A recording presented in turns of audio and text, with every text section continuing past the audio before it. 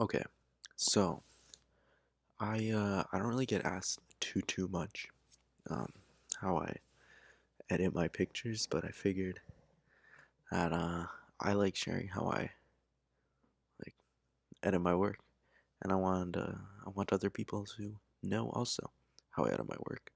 So this is sort of like not really a tutorial on how to use Lightroom because I'm not going to go into depth of you know highlights, shadows, whites, blacks for like beginners, but I'm just more so going to go into a bit of detail about how I edit my own pictures.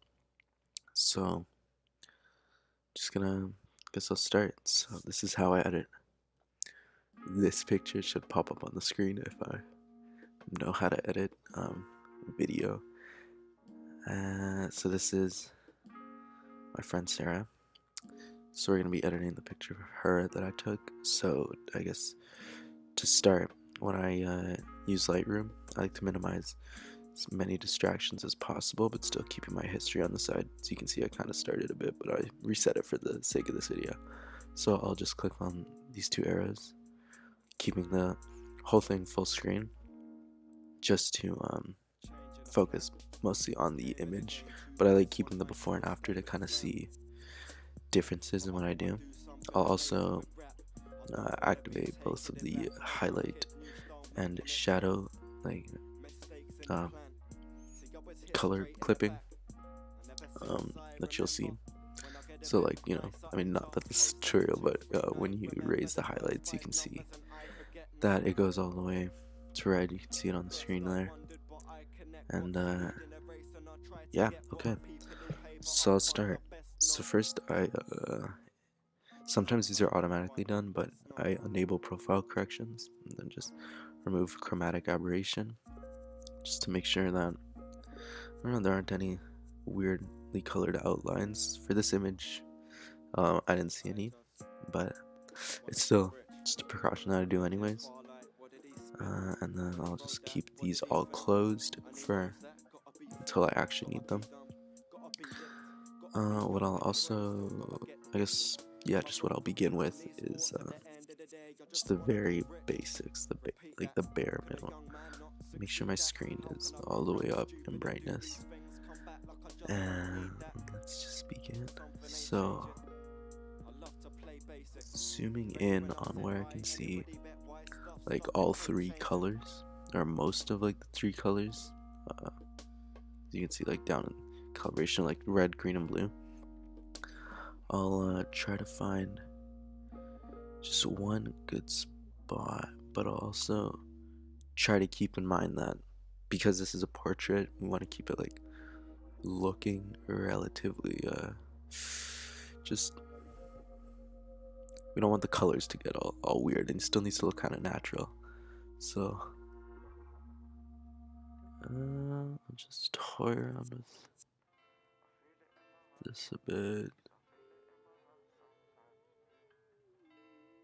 I like to usually just go by eye when it comes to correcting the white balance. I mean, I don't know if that's the best way to do it, but it also helps me later on when I decide to like adjust the colors.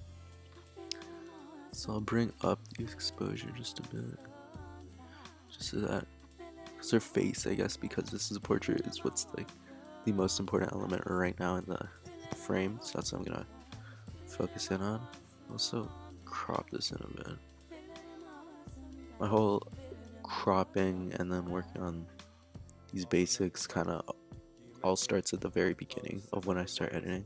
I mean, it's the biggest part, in my opinion, I guess, just to get that main base. And, so done with that. Click back to see the before and after. And then, because I raised the exposure a bit, slightly raise the contrast.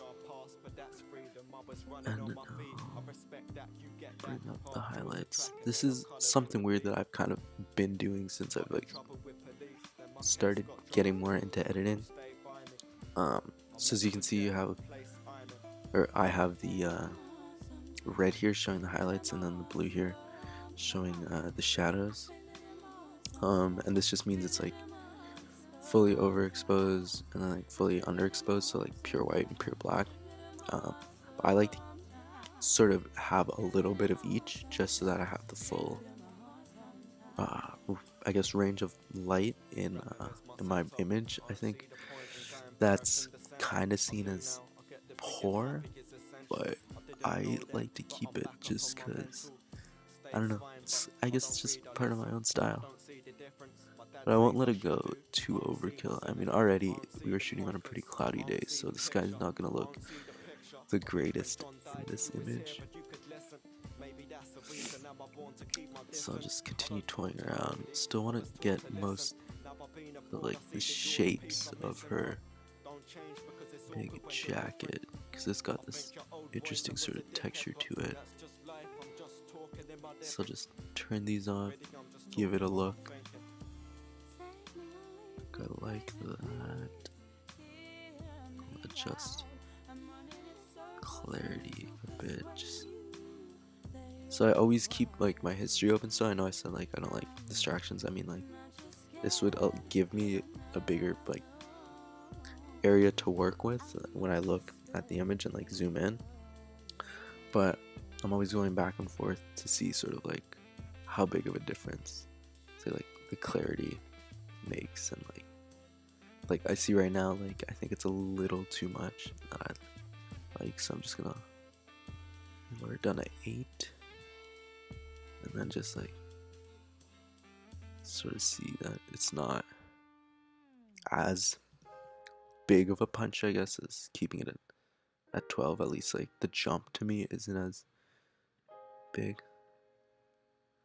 Yeah. Just dehaze it a little bit. Again, still just looking at the jump that happens. And I think for the most part, so a bit.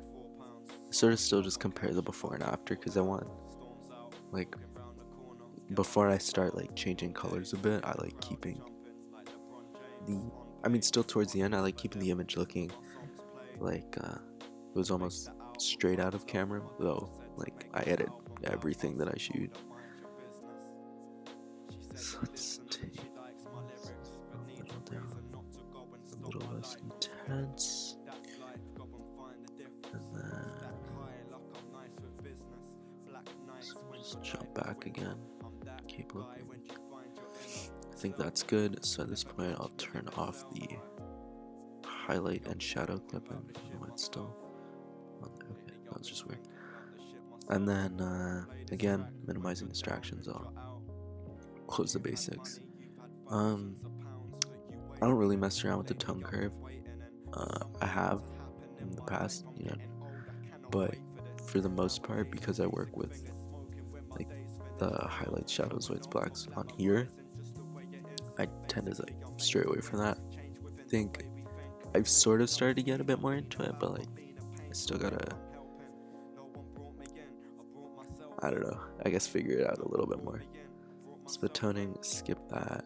So detail, again, this is since this is a portrait, I'll zoom into like the subject's face just to make sure I don't, well, one, to make sure it's in focus, and then two, just to make sure when I sharpen it it's not too much. I usually do the same thing each time I sharpen it, which is just to bring it up to 60 and then the radius down to 0.6. I think that works well with portraits.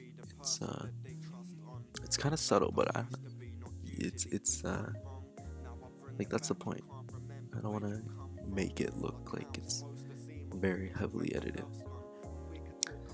And then because I shot this at ISO 200, there isn't really any noise I have to worry about, so I'll close that. Lens corrections, that's something that I dealt with at the beginning, so you know, skip that. Transform, because there's a person, if I were to do a transforming thing, they would just get all warped, and you know, it's not what I'm about. So we're just gonna skip that and then go to effects. Okay.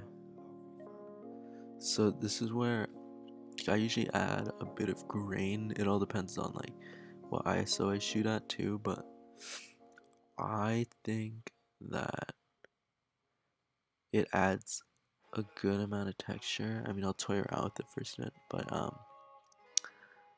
I think when looking at the jump from like a shadow to a more highlighted area, the grain, for me at least, I think it's sort of a smoother transition. So I don't know, some might argue otherwise, but it's just what I do.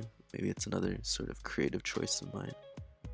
Usually won't go past 30-ish, but since this is a pretty big image size, shouldn't be too bad if I do, but it'll just look too grainy after that point, I think. Keep the size still all the same. Now this is where I think my editing sort of look really comes into play. Actually, hold on, just make sure this is still recorded. Okay, yeah, we're good. So yeah, I already dealt with the white balance earlier on, so it's in that respect it's pretty good, I would say. And now let's adjust these some more. So I usually bring the blues kind of down to get a bit more of like a teal look, especially when I'm shooting in the city with all this glass on the windows.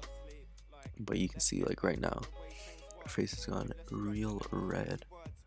So what I like doing, but what's kind of difficult with this photo right now, is just I like finding one area that has all of these three colors like I mentioned earlier, and then I'd zoom in and just kind of tweak it accordingly, just so that it doesn't look too different from the before picture, but it looks different enough for an after. So in these, for the most part, it's all just bringing these down and then like correcting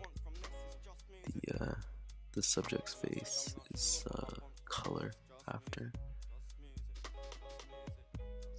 Too much. Sometimes I'll just go like end to end to see which is the proper direction to start heading to. That's the wrong one. Go back a little like this, and I might have to adjust these other colors just to get that all sort of figured out. This might be too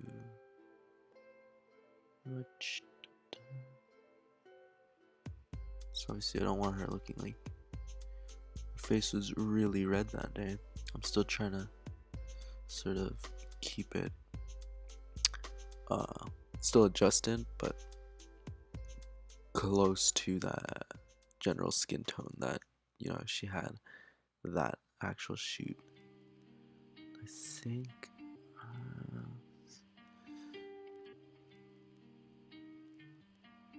little bit more red.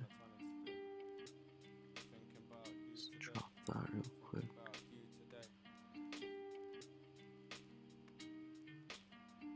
Is it? Okay,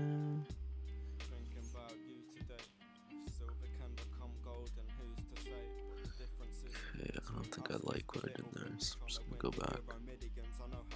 So when it comes to like me playing around with the colors, it's partially me getting the colors that I usually have on all my other pictures. It's also me just trying to fix sort of errors with like the balance of like the white balance at the start.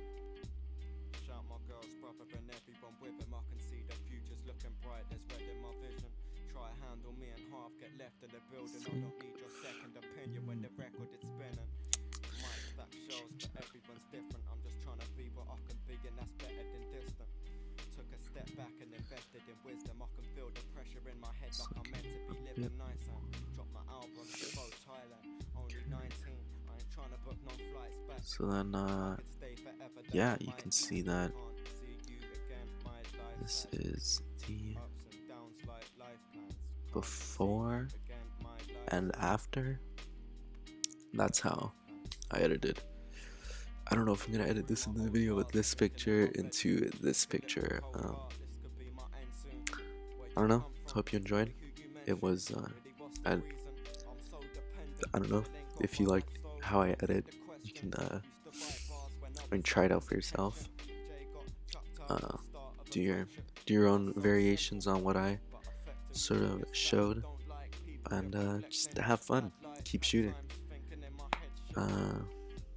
Yeah, if you want maybe more sort of me poorly editing pictures in the future, just give me a heads up, and be sure to do that. Just look and see if I want to do any final adjustments. I'll probably still do a few more adjustments, but for the most part, this is how I edit my pictures.